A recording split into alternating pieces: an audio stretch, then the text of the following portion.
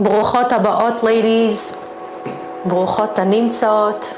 It's so good to see you all again, and to the viewers on Torah Anytime, thank you so much for logging on. It's so special of you to be taking time out of your busy schedule to always tune in and want to hear divrei chizuk, the words of Hashem. Ashrechem Yisrael, especially the women who are so busy with so many inyanei habayit, the ikar of the bayit, and yet you take the time, whether it's in the middle of washing your dishes, cleaning the house, whatever it is you're doing, you have Torah Anytime on and you're listening. Ashrechem. And of course we want to thank the directors of Torah Anytime for enabling us to be able to log on and listen to shiurim, and enable also the lecturers to have a platform. We thank you so much from the bottom of our hearts, and we wish you the Kol Yaakov brothers and everyone involved in Torah Anytime a big yishar koach. Hashem yimalet kol mishalot libchem letova ulivracha. Today we are going to make you very happy because we're continuing our series on Shalom Bayit with the topic of a woman's traits and characteristics. That's what you wanted to hear. You wanted the guys to learn a little bit more about you. And I want to thank you so much for writing in with all your comments, and keep them coming. I love to get the emails about how much you're enjoying these sessions and how much it's helping you. Baruch Hashem, Odula Hashem Kitov. So today we are going to learn what traits in a woman can never change. What are her strengths? How does her mind work? Or better yet, how does a man deal with all those times that her mind isn't working? Nachon? Now, as we know, and we see this very clearly, that a woman and a man differ from one another, especially in their physical makeup, and more specifically, their facial features. Chachamim ask, why is the face called panim? Because panim comes from the word pnim, which means inside. Very often you can tell the inside of a person, their makeup, who they are, their characteristics, based on their facial features. Chachamim revealed to us that the panim, the face, is our tzelem Elokim. It's part of the image of God, whatever that means. Now, when you look at the faces of a man and a woman, they differ from one another. If the faces are different, their internal makeup is also different. Now let's analyze the standard face of a woman. And notice I said standard, not the yotze min haklal, not the one that's abnormal, okay? Usually a woman's facial features are more refined and more symmetric than that of a man's. And most often, a woman does not have facial hairs. In comparison, a man's facial features are a bit harsher and not always symmetric. A man is very hairy, and if God forbid he doesn't take care of himself, you're going to notice hair growing out of the strangest places, like his ears. As they get older, poor wife has to ask her husband, Shimon, אתה שומע אותי? Shimon, you hear me? Because there's so much hair growing out of his ears. Poor guy doesn't hear. The point is that just like their faces are different, their personalities and their traits differ as well. Now, what about the body? The female body is also different from the male body, but we don't use the physical body to determine the internal makeup of a human being. Why? Well, because unfortunately, take for example this day and age. With the way women and men are getting dressed, it's very difficult to decipher between the two. As a matter of fact, I'm going to tell you a story that happened in Eretz Yisrael with Rav Avner Kavas, who was asked to be a Masader Kiddushin in some kibbutz in Eretz Yisrael. He was asked to officiate the ceremony. So the rabbi arrives in time for the chuppah. All the guests are waiting. The chatan and the kala, the bride and the groom, are under the chuppah. And the rabbi was told, Rabbi, please, could you begin the ceremony? The Rav looked at the chatan. He looked at the kala. he couldn't determine which one is the Khatan, which one is the Kala. He looks again and still he can't tell. What? Oh my God, which one is the Khatan, which one is the Kala? Both of them were wearing pants. Both of them were wearing wide satin shirts. Both of them had their hair in a ponytail, long hair. And both of them were wearing earrings. He didn't know what to do. Because he wanted to shake the groom's hand, the Khatan's hand, wish him Mazal Tov. But he didn't want to make a mistake and take the Kala's hand instead. It's going to be very embarrassing. Now he's trying to figure out which one's Khatan, which one's Kala, I don't know. And at this point, the guests are getting a little bit antsy. They all want the ceremony to begin, and the rabbi is still deciding which one is the Kala, which one is the Khatan. And at this point, he couldn't take it anymore. So he turned to the father of the groom, and he said, please forgive me, but I have to ask you, because I really can't tell. Since you're the Khatan's father, you're the groom's father, maybe you can tell me which one is the Khatan, which one is the Kala. I cannot. So the person says, Slicha, excuse me, but I'm the Khatan's mother, not the father. Well, there you go. That says it all. But in general, ladies, the faces of a man and a woman differ. And that signifies that their internal makeup is also different. And Chachamim explain it in the following pasuk. Keshem shepartzufehem shonim de'otehem shonot. Just like their faces are different, their mindset and the manner in which they think is also different. That being said, today we're going to try to understand the inner mechanism of a woman and how she functions from within. And in order to do that, we're going to have to go back once again to the first couple in history, to Adam and Chava. I'm going to read to you a few psukim from HaKadosh Baruch Hu's instruction manual. We'll start with Perek Bet.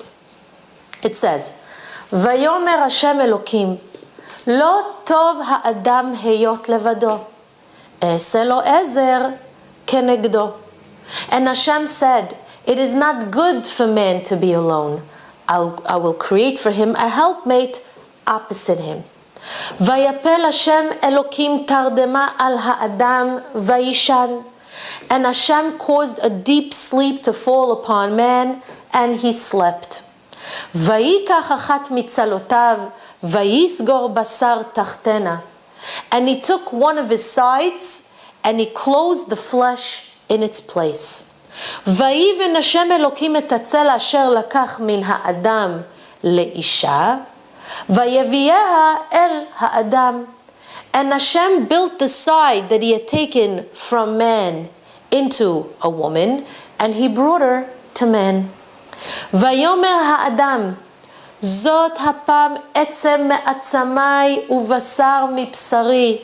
And the man said, this time it is bone of my bones and flesh of my flesh. Lezot yikare isha ki meish lukachazot. And this one shall be called Isha, woman, because she was taken from the Ish, man.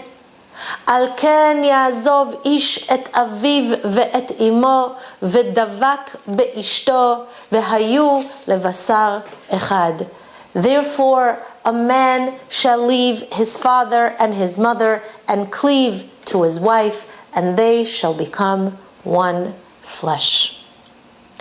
To everyone here and everyone out there who is listening, you should know that all the Shalom Bayit problems, all the difficulties in marriage are all summarized in these few psukim. Now, because today we're focusing on the woman, we're going to talk about the words E'aseh lo ezer kenegdo, the next few classes, which means that Hashem wanted to create a helpmate opposite Adam. Today we're going to talk about the ezer kenegdo, who is the woman who's married to a man. And before we begin to analyze the words ezer kenegdo, I want to address the pasuk before it in order to emphasize one particular word, in order to demonstrate to you how much information can be drawn out just from one word in the Torah HaKadosha. The word Vayishan, and he slept, provides us with a lot of information.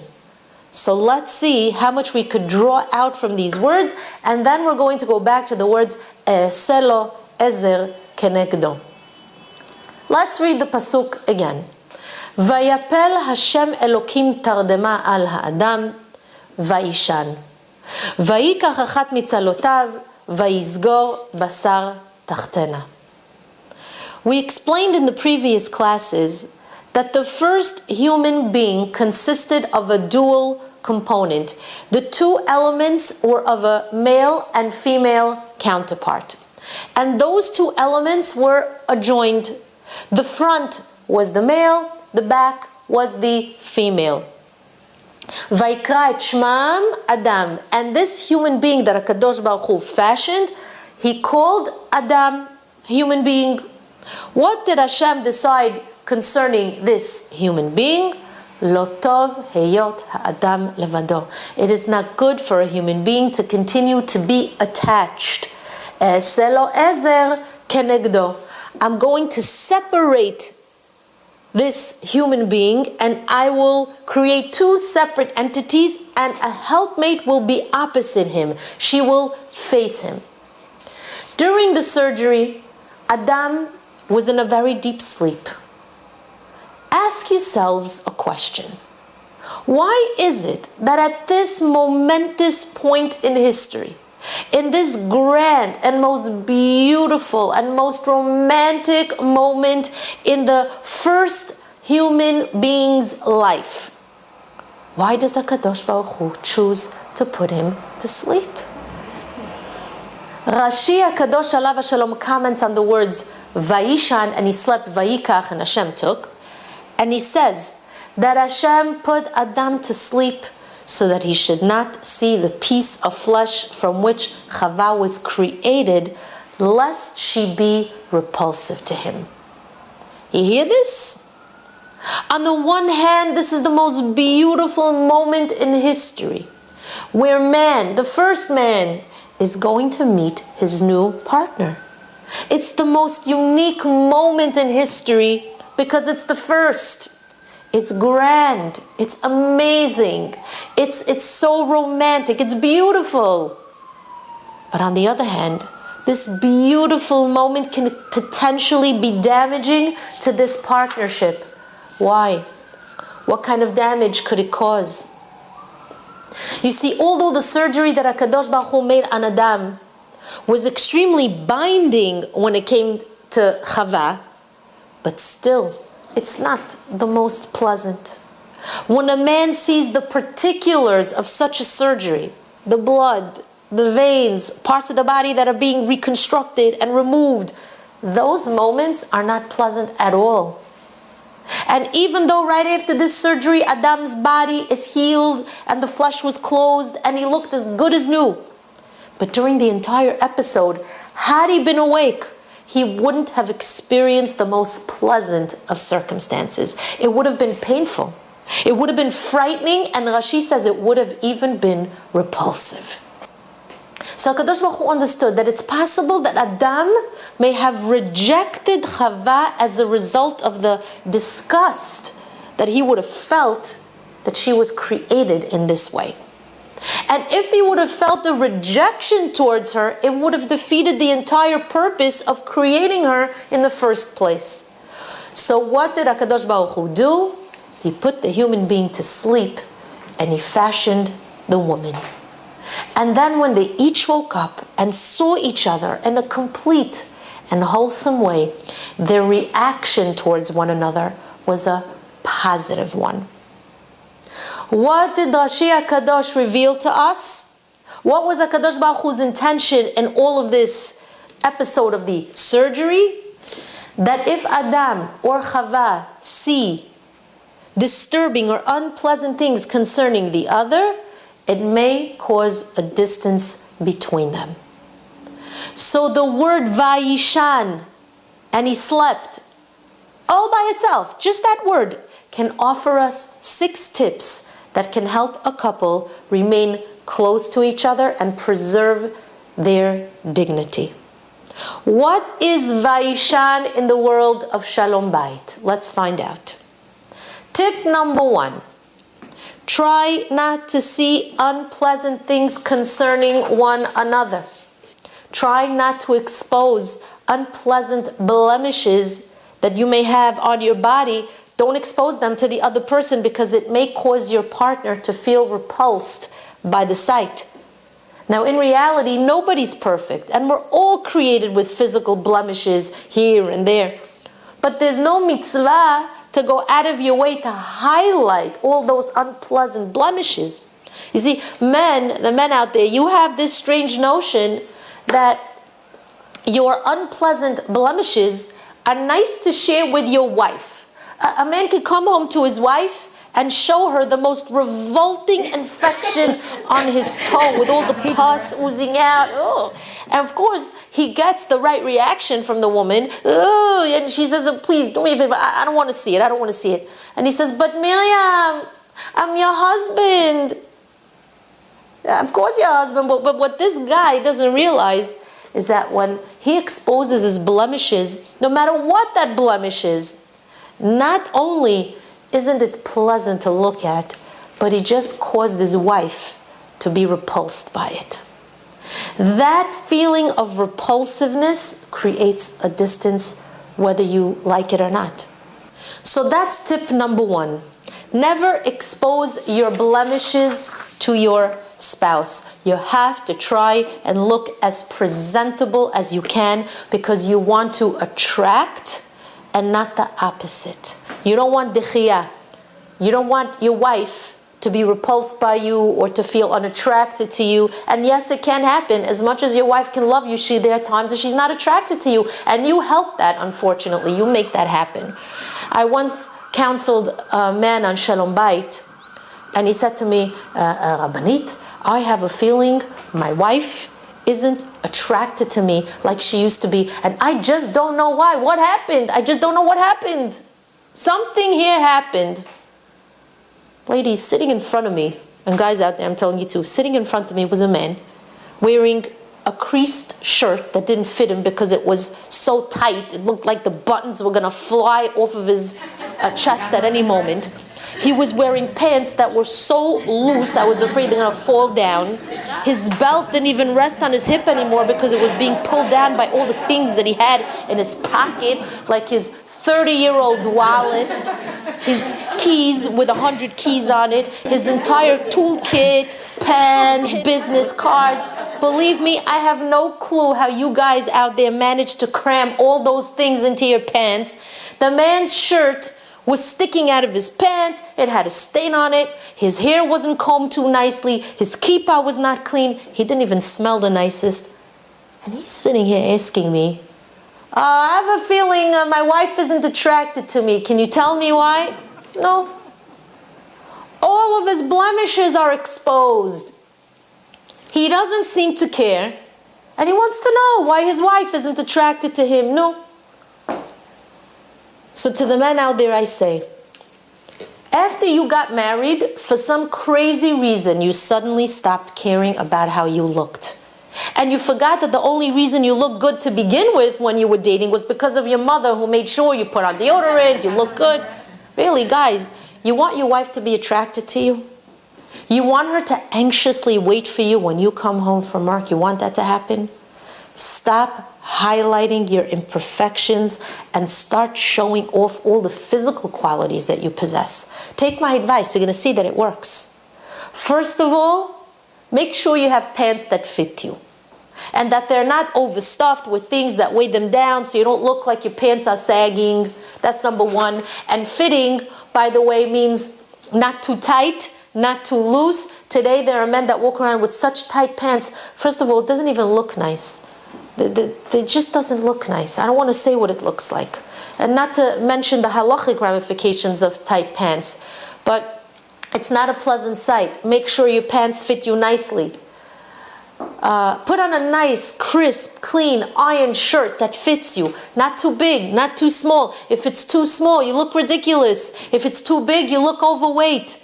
Make sure you look nice. See to it. Guys, that you put on a little deodorant, a little bit of cologne. And very important for you guys, make sure you have a spare bottle of deodorant and cologne at work, wherever you are. A man should never come home looking disheveled and smelling not so nice. Before you leave work, look at yourself.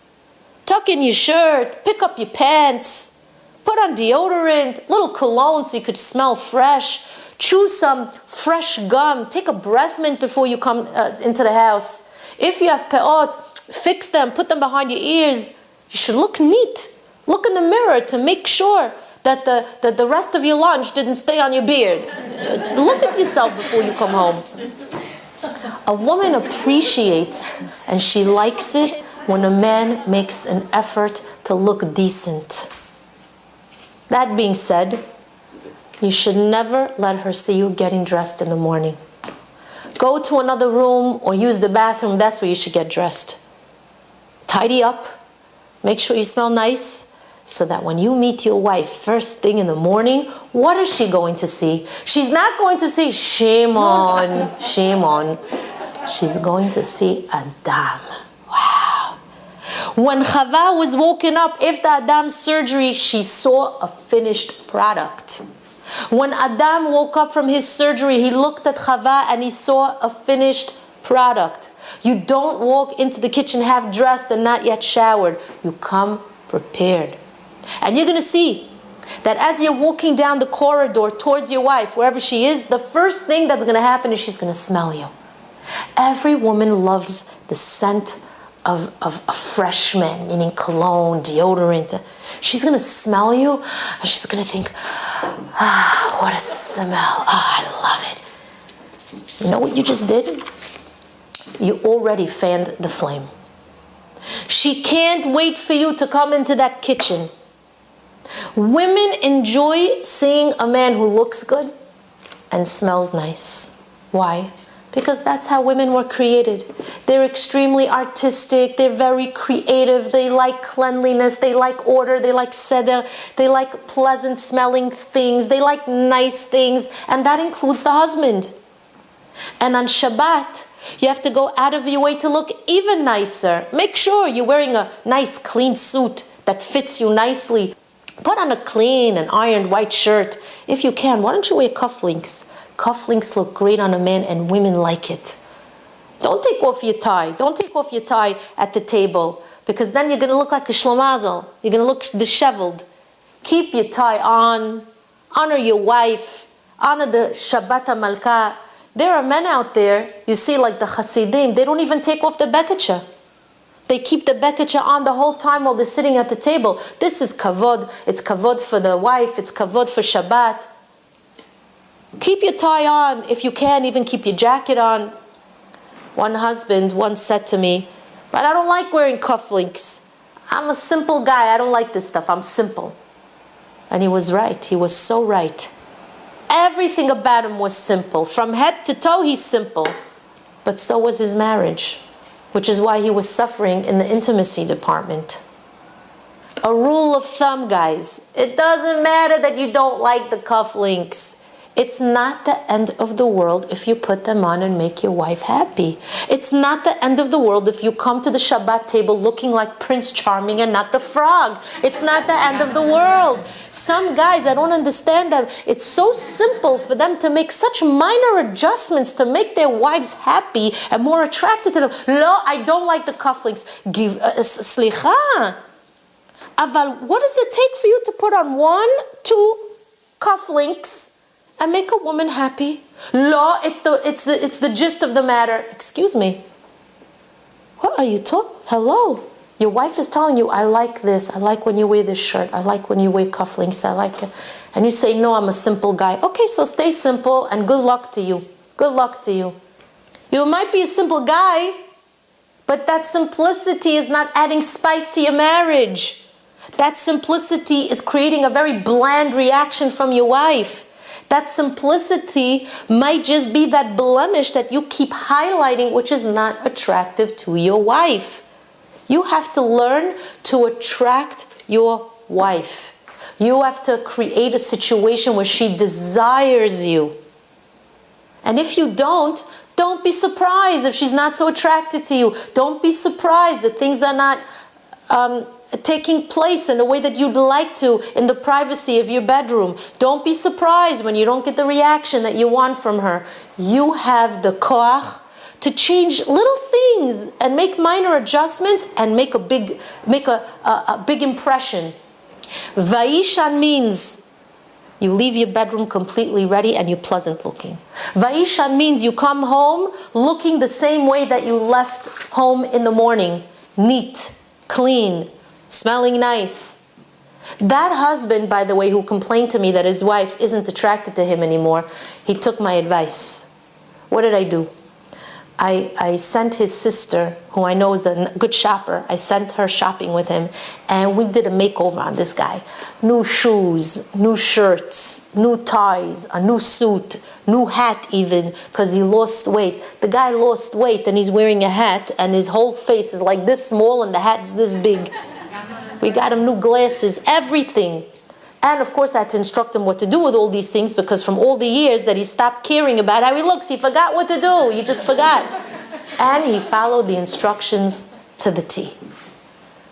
After 3 weeks, the guy came back for a session with his wife.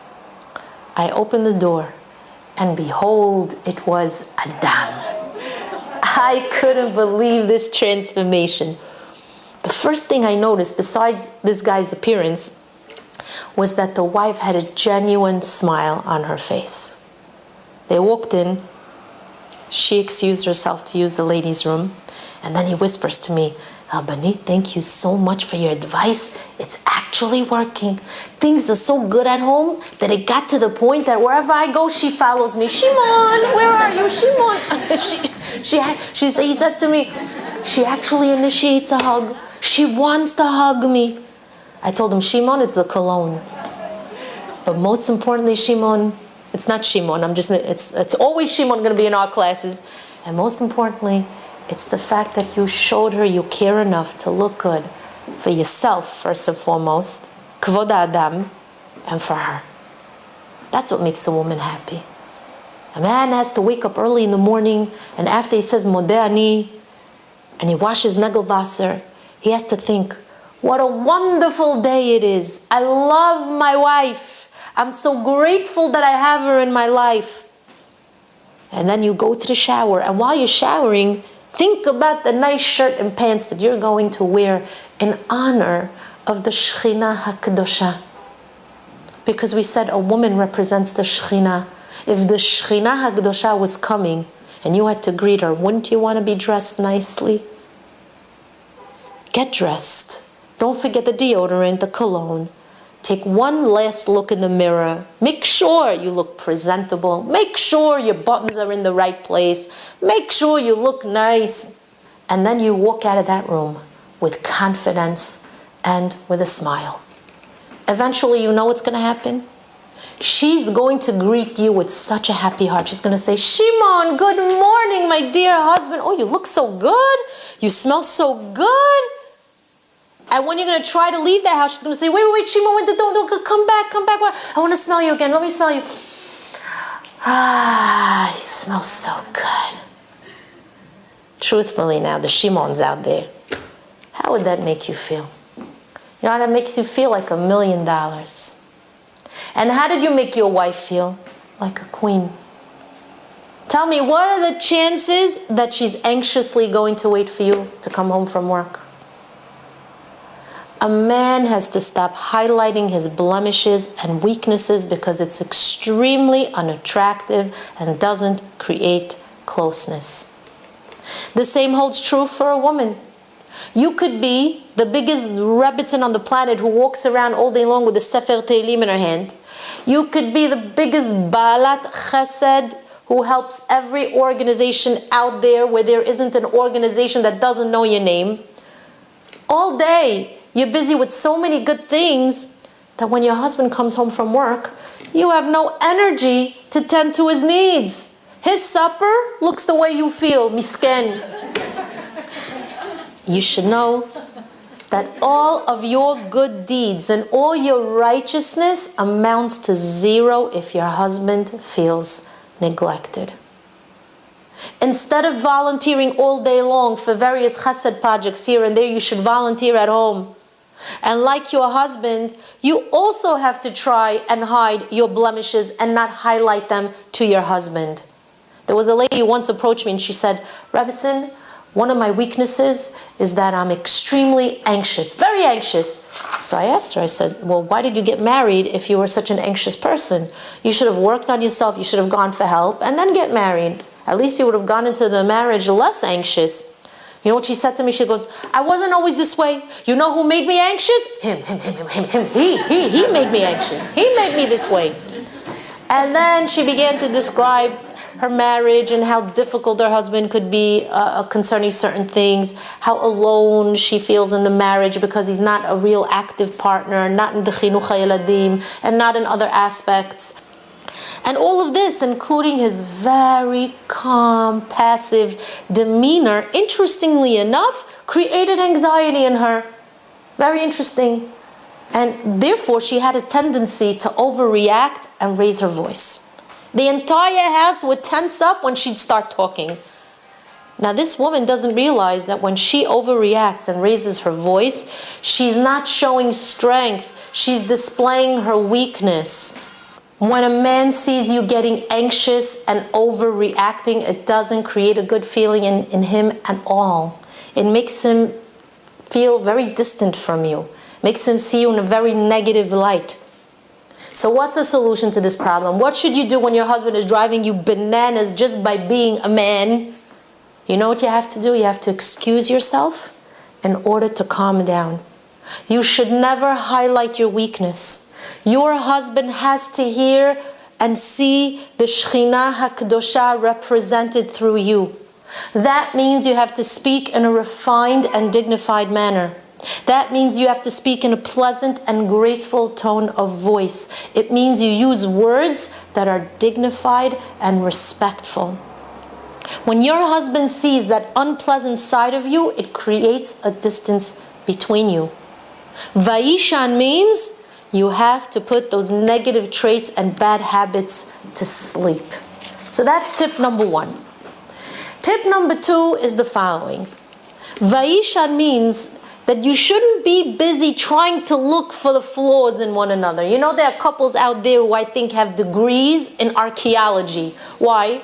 Because they're busy digging for things. Always digging. And usually they're digging for unpleasant flaws in their spouse. Why look for the deficiencies in your mate? Why are you both busy going into each other's kishkas? Be happy that you're married. You know, if you're going to try to magnify your partner's positive qualities, you'll come to see less of his deficiencies. You'll come to see less of her deficiencies. So Vayishan means you have to put to sleep all that digging and all that analyzing and more digging and more digging. That's tip number 2. Tip number 3. Vayishan means you shouldn't go out of your way to catch your partner in an uncompromising situation. What does that mean? It doesn't mean what you think. Quite often, your spouse might take something upon himself, and unfortunately, he might not have succeeded. You shouldn't highlight his failure. 2 things happen when you do this. And I'm speaking to the men also, obviously. Number 1, you're embarrassing your spouse. And number 2, you're making him feel badly towards you. I'm going to give you an example. Shimon's wife, Miriam, stood in front of the mirror one day and she realized something's wrong with the mirror. Either the mirror got smaller or she got a little grew too much. Maybe if she stands this way, she'll fit. She doesn't know. She's figuring it out. She realized she gained weight from all 4 corners of the world. North, south, east, west. Kol haruchot. Alright, what's she gonna do? Poor lady has a hard time avoiding sweets. She loves chocolate cake.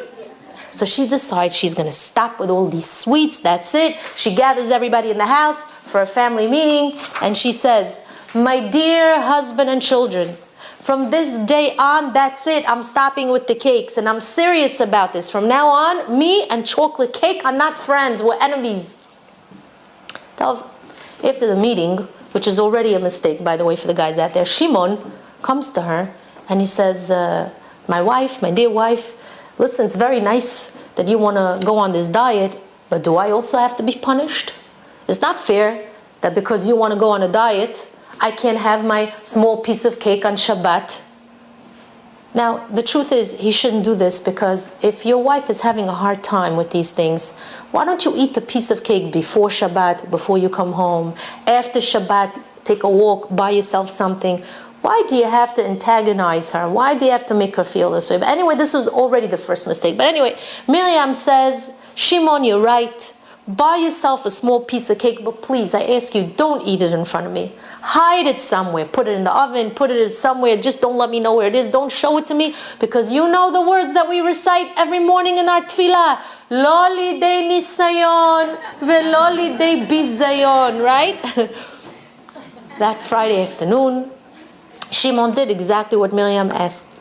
He bought himself a nice big gazanta piece of chocolate cake, put it in the oven, closed the oven door, and he proceeded to get ready for Shabbat. Miriam walked into the kitchen and inadvertently opened the oven door. What does she see? The chocolate cake. The smell overtook her. Gan Eden, al pnei adama. And she began to salivate. Oh, but I promised not to touch cake. But wait, nobody said I can't just sit here and look at it. Let me just look at it. Wait, oh, it looks so good. Oh, it's so amazing. She stands there just staring at the cake. And now, this is where the debating begins. She turns around and she starts to walk around the entire house looking. Where's Shimon? Where's Shimon? Is Shimon here in this room? Is Shimon here in that room? Shimon was in the shower.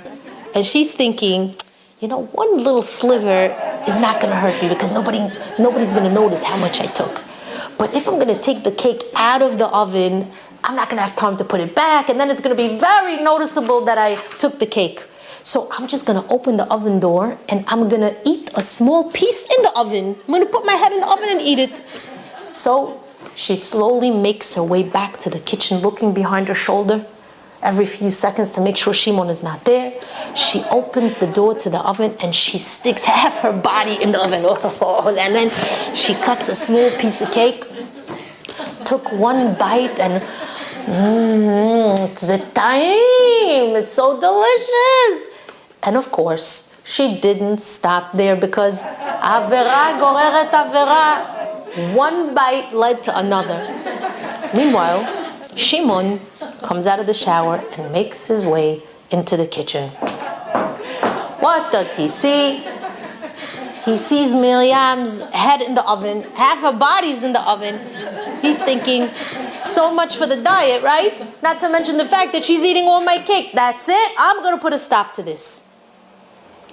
Men out there, you should know, never do that. You see what an awful situation your wife is in now. You see half her body is in the oven. Why don't you just turn around and walk away? Vayishan. Go to sleep. Let her maintain some dignity. But no, Shimon decides that's it. He's going to get her. He's going to call her out and he's going to bust her. Quietly approaches her from behind. At this point already, Miskena, she's already eating the aluminum foil. And he lets out such a scream, Miriam! Poor lady hit her head on all four sides of the oven. She's all over the place. Shimon is standing there giving her musa. You ate my cake. What's going on? You promised. You said diet. This is a no-no. Why'd you have to go ahead and do that? Why embarrass her like that? You should have stayed asleep. Vayishan. You should have pretended as if you didn't see a thing. Your eyes are closed. Vayishan. You don't see anything. Seeing your spouse in an unpleasant circumstance can be degrading for your spouse.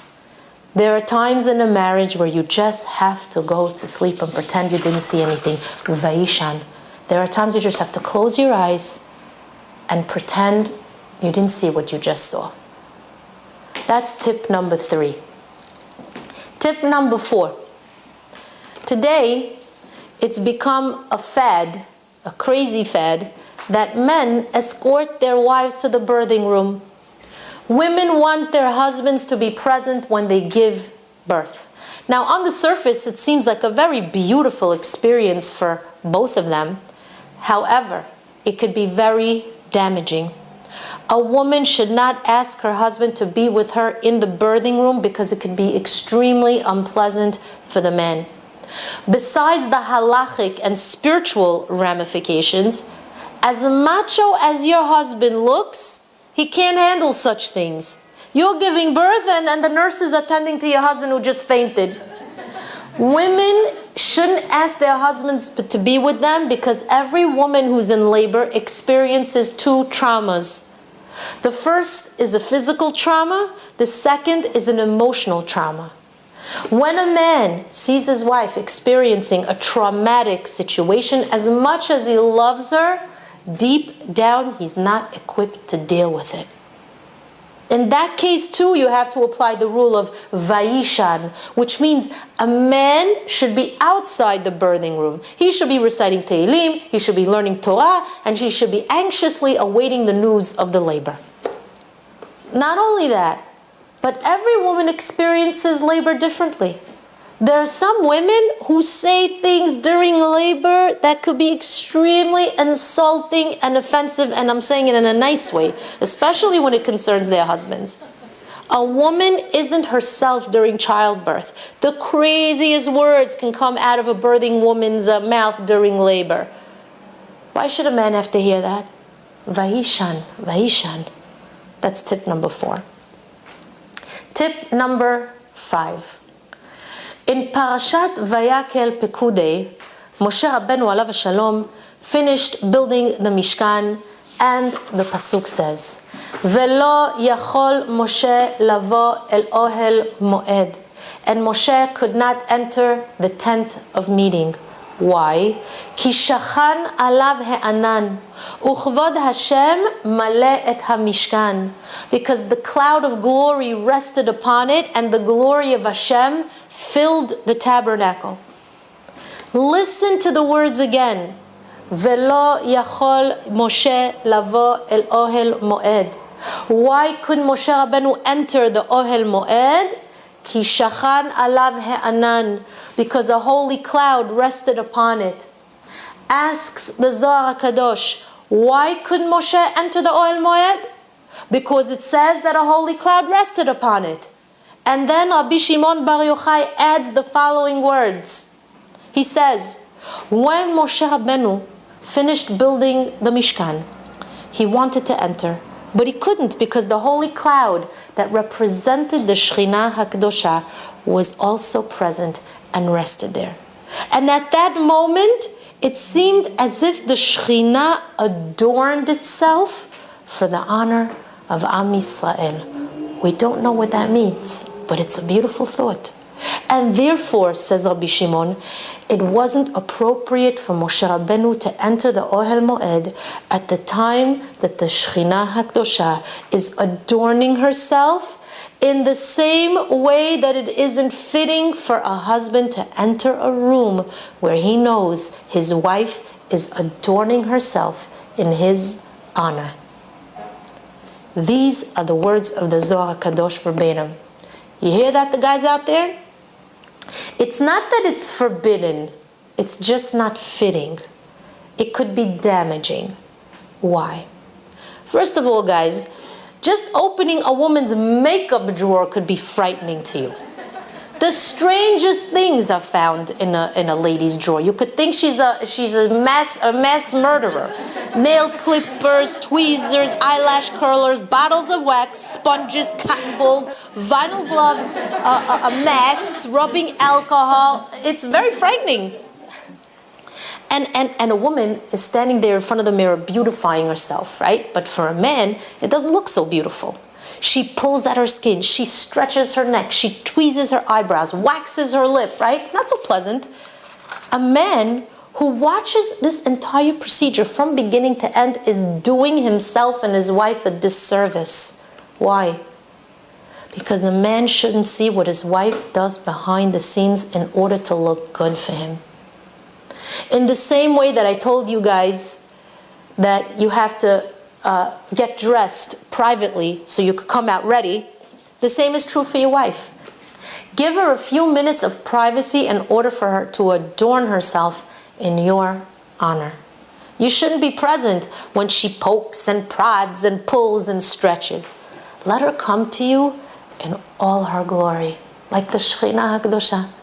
And when she comes out of that room and you look upon her and you see her in her wholesome and perfect state, you know what you're going to say? You're going to say, oh, wow, you look so pretty.